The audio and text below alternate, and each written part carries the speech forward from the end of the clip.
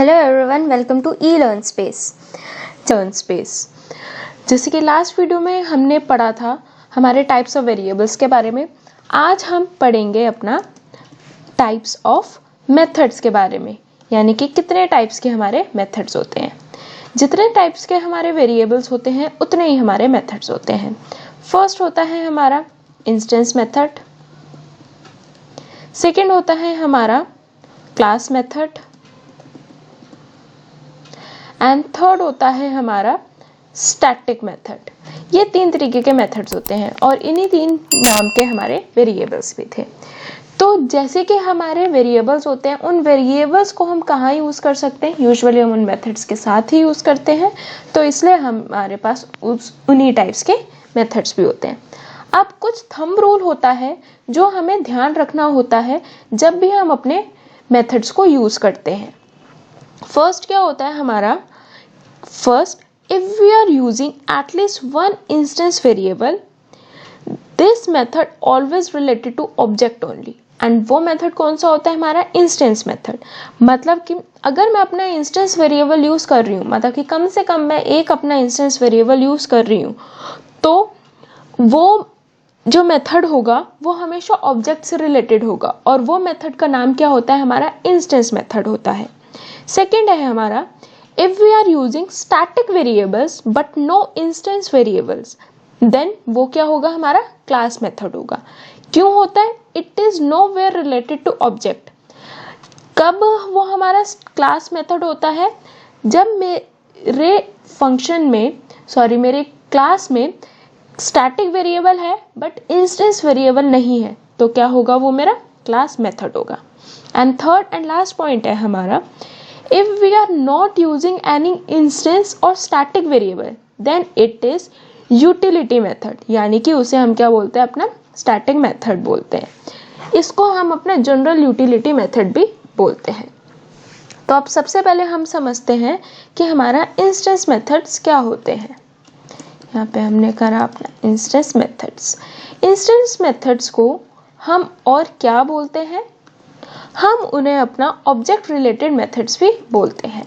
अगर आपको कोई बोले कि what are object related methods या फिर कोई बोले इंस्टेंस मेथड्स, तो one and the same thing होती है। इसमें फर्स्ट चीज़ हमारे लिए क्या होती है? हेयर फर्स्ट आर्ग्यूमेंट क्या होती है? हमारी सेल्फ होती है। यानी कि हम अगर इसे पॉइंट वाइज स्टार्ट करते हैं, तो जैसे कि हमने करा कि फर्स्ट क्या होता है हमारा? इसमें सेल्फ यूज होगा ही होगा। एंड सेकेंड पॉइंट हमें क्या याद रखना होता है? To refer current object self must be required.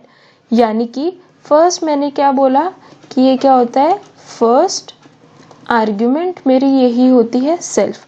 And second point में क्या बोल रही हूँ? Self must be required. यानी कि जब मैं बोल रही हूँ कि मेरा फर्स्ट जो वेरिएबल है, जो फर्स्ट आर्ग्यूमेंट है, वो क्या होनी चाहिए? सेल्फ। तो इसका क्या मतलब हुआ? सेल्फ हमेशा उसमें रिक्वायर्ड होता ही होता है। Methods where instance variables are used, यानी कि कहाँ पे हम यूज करते हैं? डिफाइन एंड देन अपना इंस्टेंस मेथड का जो भी मैं अपना नेम लिखती हूँ, एंड सेल्फ सबसे इम्पॉर्टेंट होता ही होता है इसमें हमारा लिखना। इसको हम क्या बोलते हैं? अपना इंस्टेंस मेथड बोलते हैं, या फिर जिसे हम बोलते हैं अपना ऑब्जेक्ट रिलेटेड मेथड। हमें पता होना चाहिए कि हम किस तरीके से इसे यूज़ कर सकते हैं। अब हम एक छोटा सा प्रोग्राम करके देखते हैं इसी के लिए। यहाँ पे सबसे पहले मैंने अपनी एक क्लास बना दी स्टूडेंट, एंड देन अब मैं क्या कर रही हूँ? सबसे पहले मैंने क्या किया? अपना कंस्ट्रक्टर डिफाइन किया इनिट, देन यहाँ पे मैंने लिखा self, then name, then roll number. Then यहाँ पे मैंने करा self dot name equals to name, then self dot roll number equals to roll number. Then अब मैं यहाँ पे क्या कर रही हूँ? अपना इंस्टेंस मेथड डिक्लेयर कर रही हूँ। इंस्टेंस मेथड डिक्लेयर करने के लिए मैंने क्या लिखा? पहले डिफाइन, एंड देन मैंने अपने इंस्टेंस वेरिएबल का इंस्टेंस मेथड का नेम लिख दिया। देन यहाँ पे मैंने क्या डिक्लेयर किया? सेल्फ। अब मैं यहाँ पे कर देती हूँ self dot marks equals to 60। यहाँ पे मैंने डिफाइन कर दिया। देन मैंने यहाँ पे ऑब्जेक्ट बनाया अपनी क्लास का स्टूडेंट, यहाँ पे क्या है, मुझे डिक्लेयर करना पड़ेगा नेम एंड देन मुझे डिक्लेयर करना पड़ेगा रोल नंबर। आई होप इतना आपको समझ में आया होगा कि हमने अभी तक क्या करा है। देन यहाँ पे मुझे क्या करवाना पड़ेगा, प्रिंट पे करवा देते हैं हम, name of the student is self dot name, चाहे हम यहीं पे करवा देते हैं,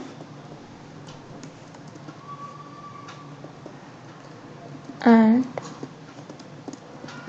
role number is self dot roll number. इससे क्या होगा, हमने यहीं पे इसे प्रिंट करवा दिया। अब यहाँ पे भी हम वही चीज करवाते हैं, marks of the student are self dot marks. यहाँ पे मैंने मार्क्स भी अपने प्रिंट करवा दिए। अब मुझे क्या करना पड़ेगा, ऑब्जेक्ट के थ्रू अपने इंस्टेंस मेथड को कॉल करवाना पड़ेगा। अब हम इसे रन करके देखते हैं। यहाँ पे आ गया मेरा name of the student is Twinkle and roll number is 101 and next क्या आया, marks of the student are 60। तो ये था हमारा इंस्टेंस मेथड, या जिसे हम बोलते हैं अपना ऑब्जेक्ट रिलेटेड मेथड, कि इसमें हम किस तरीके से अपना डिक्लेयर करते हैं मेथड को और किस तरीके से हम उसे एक्सेस कर सकते हैं। आई होप ये अब आपको समझ में आ गया होगा। अब नेक्स्ट की तरफ हम बढ़ते हैं। नेक्स्ट होता है हमारा क्लास मेथड, या जिसे हम बोलते हैं अपना क्लास रिलेटेड भी। दोनों का मतलब वही होता है। तो आप पहले समझ लेते हैं कि ये कहाँ यूज होता है और कैसे। For every class one class object is created and maintained by PVM. PVM क्या होती है, हमारी Python virtual machine. Python virtual machine ही हमारे क्लास मेथड को डिक्लेयर कर सकते हैं, हम उसी के थ्रू हम उसे एक्सेस कर सकते हैं। आई होप ये आपको पता ही होगा कि हम किस तरीके से इसे यूज़ कर सकते हैं। हमने अपने जब क्लास वेरिएबल पढ़ा था तब भी हमने बताया था, डिस्कस करा था। तो अब हम फिर से करके देख लेते हैं। यहाँ पे मैंने क्या किया, लिखा क्लास टेस्ट, यहाँ पे मैंने डिक्लेयर कर दिया a = 10। ये क्या है, मेरा क्लास वेरिएबल है, क्योंकि ये क्या है, inside the class but outside any method है। यहाँ पे मैंने क्या किया, डिफाइन इनिट अपना कंस्ट्रक्टर डिक्लेयर किया। देन यहाँ पे हमने लिख दिया अपना सेल्फ कीवर्ड। देन यहाँ पे मैं क्या करना चाहती हूँ, इसमें भी मुझे अपना यूज़ करना है वेरिएबल, क्लास वेरिएबल। तो मैं यहाँ पे क्या करूँगी, क्लास नेम डॉट वेरिएबल मैंने अपना यूज़ कर लिया है। अब क्लास मेथड को हम किस तरीके से डिक्लेयर करते हैं, फिर से हम देख लेते हैं। क्लास मेथड को डिक्लेयर करने के लिए हमें क्या यूज़ करना पड़ता है, डेकोरेटर। डेकोरेटर क्या होता है, इसमें @ को हम क्या बोलते हैं, अपना डेकोरेटर बोलते हैं। डेकोरेटर मैंडेटरी होता है डिक्लेयर करने के लिए, तो उसको हमें लिखना ही पड़ता है। हम किस तरीके से लिखते हैं, @ क्लास मेथड लिखते हैं। इसके बाद मैं अपना मेथड डिफाइन करती हूँ एंड ब्रैकेट में हम क्या लिखते हैं, CLS। CLS क्या होता है, ऑब्जेक्ट को डिफाइन करने के लिए, current object of the class को डिफाइन करने के लिए। अब यहाँ पे मैंने लिख दिया CLS.d = 40 एंड यहाँ पे मैं लिख देती हूँ अपना test.e = 50 डिक्लेयर करने के लिए। अब अगर मैं यहाँ पे ऑब्जेक्ट बनाती हूँ इसका, t = test, एम्प्टी है ये, यहाँ पे हमें लिखना था सेल्फ। देन यहाँ पे मैंने लिखा अपना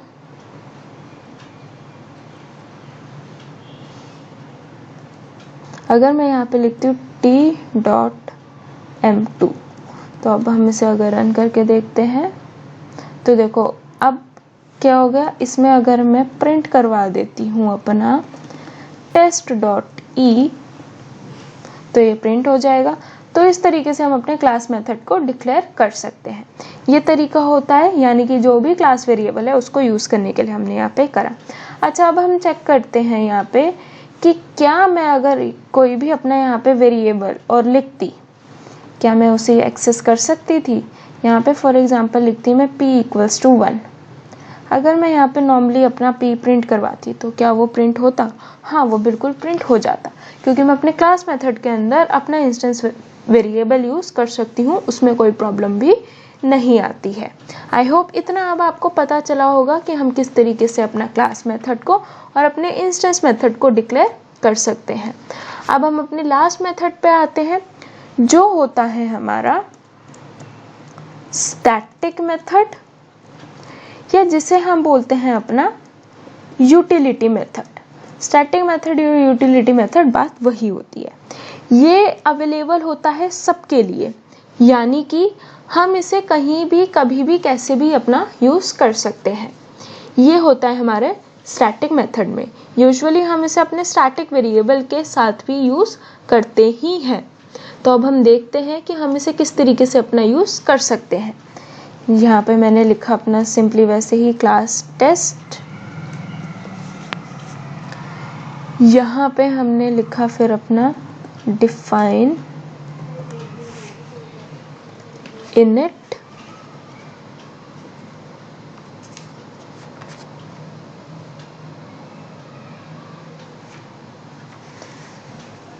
देन हमने यहाँ लिखा सेल्फ,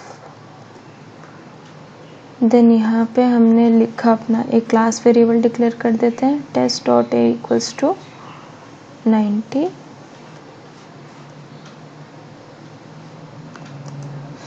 देन यहाँ पे अब हम क्या कर रहे हैं, अपना स्टैटिक मेथड को डिक्लेयर कर रहे हैं। स्टैटिक मेथड को भी डिक्लेयर करने के लिए हमें क्या चाहिए होता है, अपना डेकोरेटर ही चाहिए होता है। हमने यहाँ लिखा स्टैटिक मेथड, बट इसमें फ़र्क ये होता है कि हमें इसे करंट ऑब्जेक्ट इसमें मेंशन नहीं करना पड़ता, जैसे हमें अपने क्लास मेथड में करना पड़ता था।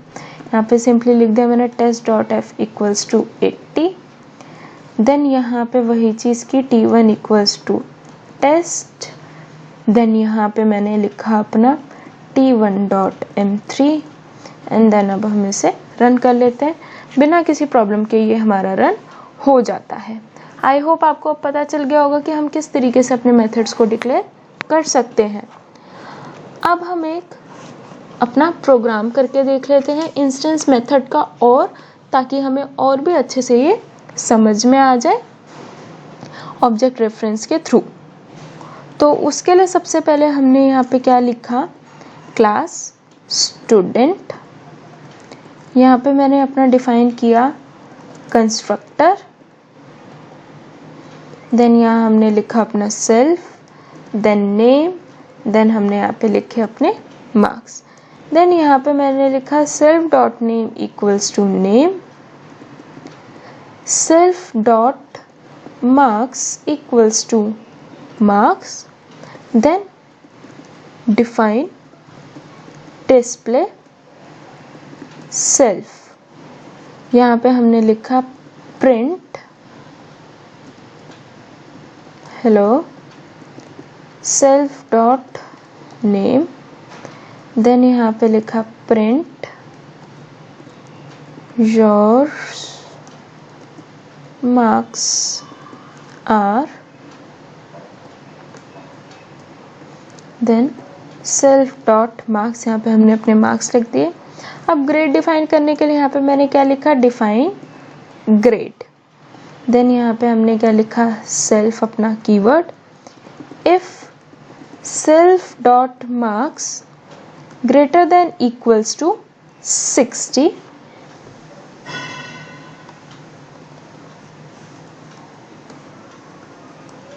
देन क्या आ जाएगा हमारा, प्रिंट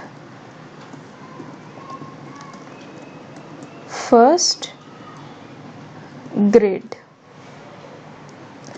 देन हम क्या यूज करते हैं, अपना एलिफ यूज करते हैं, self dot marks greater than equals to 50। तब क्या प्रिंट हो जाएगा हमारा,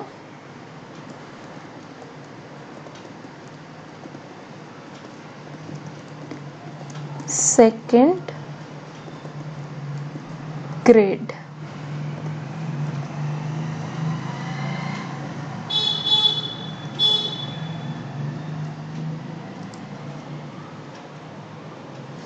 देन आएगा हमारा elif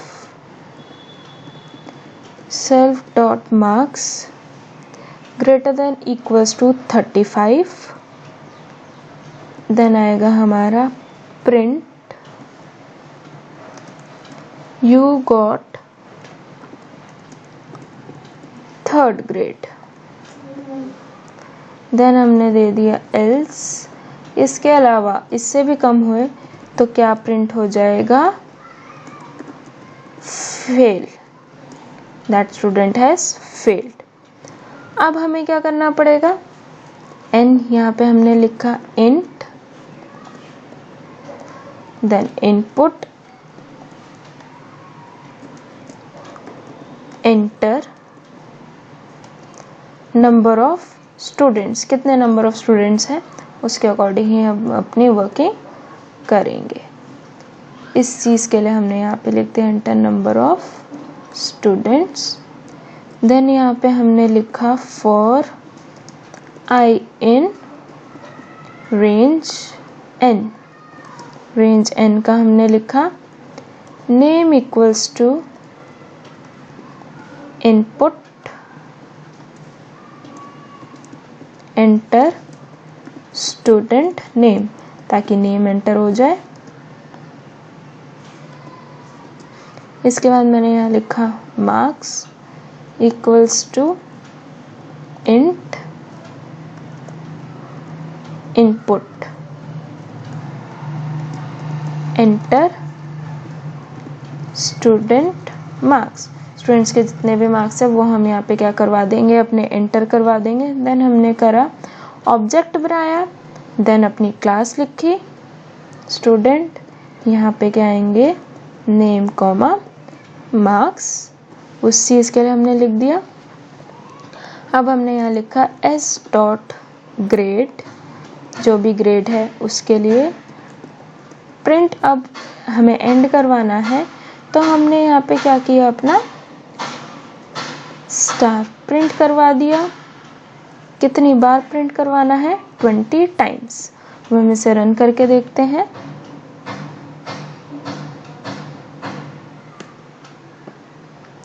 यहाँ पे लिखा है एंटर नंबर ऑफ स्टूडेंट, मैंने करा 1, एंटर नेम, नेम एंटर कर दिया, मार्क्स, देन क्या लिखा हुआ आ गया, फर्स्ट ग्रेड लिखा हुआ आ गया। अब हम इसे अगर फर्स्ट से रन करते एंड मैंने यहाँ पे करा होता है नंबर ऑफ स्टूडेंट्स 2, यहाँ पे मैंने फर्स्ट स्टूडेंट का नेम लिखा, मार्क्स लिखे, देन क्या लिखा हुआ आ गया, फर्स्ट ग्रेड। अब उसने पूछा सेकंड स्टूडेंट्स का नाम लिखो, मैंने यहाँ लिखा नेहा, एंड देन इसके बाद मैंने मार्क्स एंटर करे तो क्या लिखा हुआ आ गया, सेकंड ग्रेड। इससे क्या हो रहा है, ये हम लास्ट में जो अपना स्टार डिक्लेयर करें डिफ्रेंशिएट करने के लिए। अगर मैं इसे यहाँ पे कर दूँ 100 तो ये क्या हो जाएगा, 100 टाइम्स ही आ जाएगा। अब इंस्टेंस मेथड में हमारे पास 2 और मेथड्स होते हैं। पहले हम देखते हैं कि कौन कौन से वो हमारे मेथड्स होते हैं। फर्स्ट होता है हमारा गेटर मेथड एंड सेकंड होता है हमारा setter method. Getter and setter methods हम क्यों यूज करते हैं, डेटा हाइडिंग के लिए, यानी कि सिक्योरिटी पर्पस के लिए, एंड रिट्राइव करने के लिए अपना डेटा। इससे क्या होता है, डेटा में सिक्योरिटी बनी रहती है, हम अपने मेथड्स की हेल्प से अपने डेटा को सिक्योर रख सकते हैं। पहले हम पढ़ते हैं कि गेटर मेथड क्या होता है। ये हम क्यों यूज करते हैं, to get method to the object from the object, यानी कि to get method from the object, जो भी हमारा मेथड है उसको हम ऑब्जेक्ट से हमें मिल जाए, इसके लिए हम क्या यूज करते हैं, गेटर। एंड सेटर मेथड क्यों यूज होता है हमारा, to set method to the object, set करने के लिए हम इसे यूज करते हैं। And alternatively to the constructor भी हम इसे यूज कर सकते हैं, जो होता है हमारा सेटर मेथड। कंस्ट्रक्टर का ये ऑल्टरनेटिव हमारा होता है। बाय मेथड्स मतलब we if you are going to access data there is security, here we can validate, यानी कि वैलिडेशन के लिए भी हम इसे यूज कर सकते हैं। जहाँ वैलिडेशन आ गई इट मीन्स कि वहाँ पे हमारी सिक्योरिटी भी आ ही गई। अब हम देखते हैं कि सेटर का हमारा सिंटेक्स क्या होता है। इसका सिंटेक्स होता है, सबसे पहले हम लिखते हैं अपना डिफाइन, देन हम सेट लिखते हैं, देन जो भी मुझे अपना वेरिएबल का नेम लिखना होता है मैं अपने वेरिएबल का नेम लिखती हूँ, देन यहाँ पे हम लिखते हैं सेल्फ कॉमा जो भी मेरे वेरिएबल का नेम होता है वो हम यहाँ पे डिक्लेयर कर देते हैं। ये क्या होता है हमारा सेटर मेथड। अब बात आती है कि हमारे गेटर मेथड में क्या होता है और किस तरीके से हम करते हैं। पहले हम यहाँ लिखते हैं डिफाइन, देन हम यहाँ लिखते हैं अपना get, then variable name, and then यहाँ पे मैं क्या लिखती हूँ, सिर्फ अपना सेल्फ कीवर्ड लिखती हूँ। सिर्फ सेल्फ कीवर्ड क्यों लिखते हैं हम इसमें, क्योंकि यहाँ पे हमें क्या करना है, हमें कुछ इनपुट नहीं चाहिए, हमें सिर्फ अपना मेथड चाहिए ऑब्जेक्ट के थ्रू। एंड ये हमेशा ध्यान रखना कि गेटर एंड सेटर मेथड का जो सिंटेक्स है वो फिक्स्ड है, उसको हम चेंज नहीं कर सकते हैं। IDE हमेशा इसके लिए रिस्पॉन्सिबल होती है अपने कोड को जनरेट करवाने के लिए। तो अब हम देखते हैं कि हम इसे किस तरीके से यूज़ कर सकते हैं। जो हमने अभी प्रोग्राम करा था हम उसी में इसे चेंज करेंगे। अब जब हमने बोला कि हम सेटर मेथड को अपना कंस्ट्रक्टर के ऑल्टरनेटिव के तौर पे भी यूज़ कर सकते हैं, तो अब मैं यहाँ पे क्या करूँगी, यहाँ पे मैंने लिख दिया डिफाइन सेट नेम, सिर्फ नेम सेट करने के लिए यहाँ पे मैंने लिख दिया नेम और मार्क सेल्फ के साथ। ये क्या होता है, हमारा एक स्टैंडर्ड सेट मेथड है। और फिर अब इसके बाद मैंने यहाँ पे क्या किया, अपना define get name then self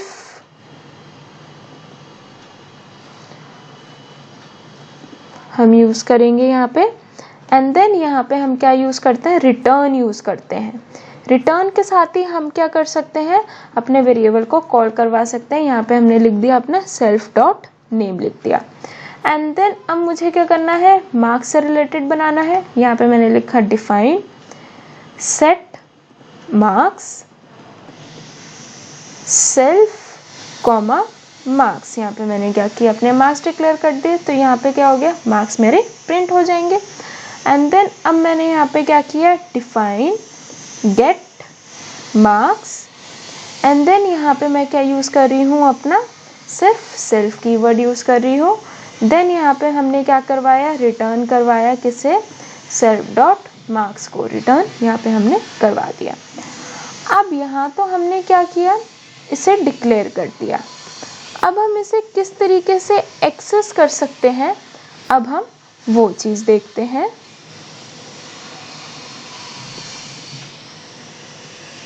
हम इस कोड को पूरा अपना रब कर देते हैं। यहाँ पे हमने क्या लिखा था, अपने एंटर नंबर ऑफ स्टूडेंट्स, फिर हमने अपनी यहाँ रेंज लिखी थी, देन नेम हमने एंटर करवाया था, देन मार्क्स, देन यहाँ पे हमने क्या करवाया था, स्टूडेंट को अब हम क्या कर देंगे, यहाँ पे अपना ब्लैंक कर देंगे। देन नेम प्रिंट करवाना है, तो उसके लिए हमने यहाँ पे क्या किया, S dot set name, then यहाँ पे हमने क्या किया, नेम, देन हमने करा S dot set marks, then यहाँ पे हमने क्या लिखा, अपना मार्क्स लिख दिया। देन अब जो हमने वहाँ पे अपने प्रिंट करवाए थे, अब मैं यहाँ पे अपना प्रिंट करवा सकती हूँ। किस तरीके से अब हम करवाएंगे इसमें वो देखते हैं। अब हम इसे हम एक्सेस किस तरीके से कर रहे हैं, प्रिंट हेलो, देन यहाँ पे मैंने करा S dot get name, then यहाँ पे मैंने मार्क्स प्रिंट करवाए, प्रिंट में your marks are comma S dot get marks. यहाँ पे मेरे मार्क्स क्या हो जाएंगे, फिर प्रिंट हो जाएंगे। एंड इसकी अब हमें ज़रूरत नहीं है। अब हम इसे अगर रन करके देखते हैं तो मैंने यहाँ पे फिर से वही किया, नंबर ऑफ़ स्टूडेंट्स 2, यहाँ पे मैंने फर्स्ट स्टूडेंट का नाम लिखा, मार्क्स लिखे, एंड देन इसके बाद हमने क्या किया, यहाँ पे नेक्स्ट स्टूडेंट का नाम लिखा, देन मार्क्स लिखे, देन वो भी क्या हो गए, मेरे प्रिंट हो गए। आई होप ये अब आपको समझ में आया होगा कि किस तरीके से हम इसे यूज़ करते हैं, किस तरीके से हम इसे एक्सेस कर रहे हैं। क्या इसका हमारा सिंटेक्स होता है, यहाँ पे मैंने लिख दिया variable name, self dot variable name. I hope यहाँ तक अब आपको समझ में आया होगा कि ये सिर्फ हमारे इंस्टेंट मेथड में ही यूज़ हो सकते हैं। क्लास मेथड में जैसे कि अभी तक हमने पढ़ा कि हमारा किस लिए यूज़ होता है, वो क्लास वेरिएबल को एक्सेस करने के लिए हम क्या यूज़ करते हैं, अपना क्लास मेथड यूज़ करते हैं। अब हम समझ लेते हैं कि इंस्टेंस मेथड और क्लास मेथड में हमारा डिफरेंस क्या होता है। इंस्टेंस मेथड में क्या होता है कि इस जो मेथड बॉडी होती है एटलीस्ट उसमें हमारा एक इंस्टेंस वेरिएबल होगा ही होगा, एंड इसमें कंपलसरी होता है कि हम अपना इंस्टेंस मेथड को डिक्लेयर करें ही करें। वैसे ही हमारे क्लास मेथड के लिए होता है कि अगर क्लास वेरिएबल को मैं अपने क्लास मेथड के बिना हम यूज़ कर सकते हैं, कोई प्रॉब्लम नहीं आती है हमें, बट इसके लिए क्या होता है कि हाईली रिकमेंड हमें यही करा जाता है कि हम अपना क्लास मेथड ही यूज़ करें। सेकेंड डिफरेंस जो होता है दोनों में कि इंस्टेंस मेथड के लिए कोई डेकोरेटर रिक्वायर्ड नहीं होता है, बट क्लास मेथड के लिए डेकोरेटर क्या होता है, रिक्वायर्ड होता ही होता है। थर्ड एंड लास्ट डिफरेंस जो हम इसमें देखते हैं वो क्या होता है, हमारा फर्स्ट आर्ग्यूमेंट इंस्टेंस मेथड में क्या होनी चाहिए, सेल्फ होनी चाहिए। विदाउट सेल्फ हम यूज़ नहीं कर सकते हैं। एंड क्लास मेथड में हमारी सिर्फ एक ही आर्ग्यूमेंट होती है, वो होती है CLS। CLS हम क्यों यूज़ करते हैं, अपने करंट क्लास ऑब्जेक्ट को रेफर करने के लिए करते हैं। आई होप फ्रेंड्स आपको सब समझ में आया होगा कि हमारे क्लास मेथड क्या होते हैं, इंस्टेंस मेथड क्या होता है, स्टैटिक मेथड क्या होते हैं, वेरिएबल्स क्या होते हैं। अगर आपको किसी भी प्रोग्राम में या किसी भी लॉजिक में या किसी भी जो भी अभी तक हमने टॉपिक डिस्कस किए हैं, किसी में भी डाउट हो तो आप नीचे कमेंट सेक्शन में भी हमसे पूछ सकते हैं, या फिर हमारी ईमेल ID elearnspace22@gmail.com पे भी आप हमें मैसेज करके पूछ सकते हैं। Thank you friends.